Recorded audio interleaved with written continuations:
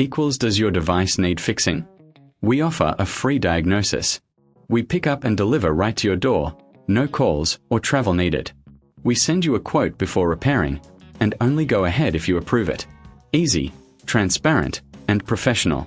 Link in description. To start, gather your tools, a Phillips screwdriver, a plastic spudger, and a clean cloth. First, power off your Lenovo IdeaPad G50-80 and unplug it.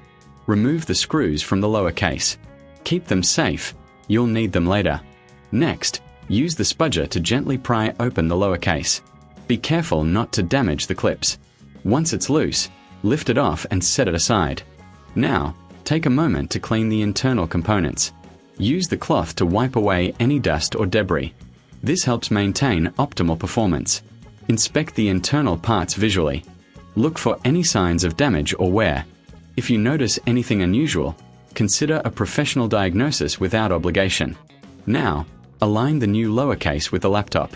Press it down firmly to secure it in place. Replace the screws you removed earlier. Ensure they are tight but not overdone.